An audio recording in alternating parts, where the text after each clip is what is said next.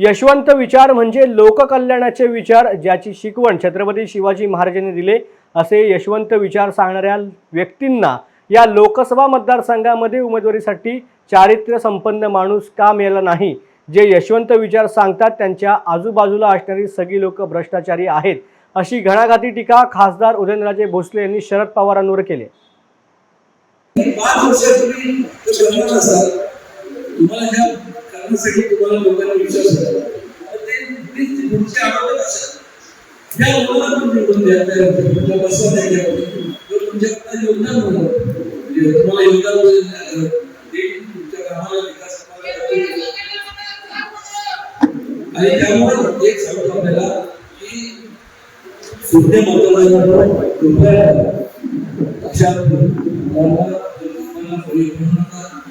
मला माहित आहे की प्रत्येक जण आता महाविकास आघाडीचे उमेदवार सुद्धा आणि मला तर चव्हाण साहेबांचा आपल्या चव्हाण साहेबांचा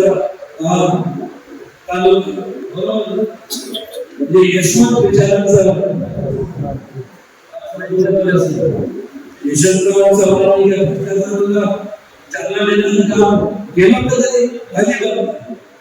यशवंत विचारांचे लोक कल्याणाचे विचार ते छत्रपती शिवाजी महाराजांनी शिकवून दिली होती। त्या विचारांचे चांगले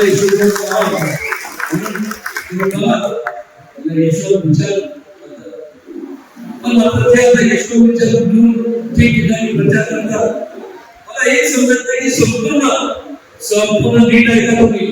ज्या संपूर्ण लोकसभा मतदारसंघात जे यशवंत विचारला एवढं सांगतात असं यशवंत विचार त्या व्यक्तींना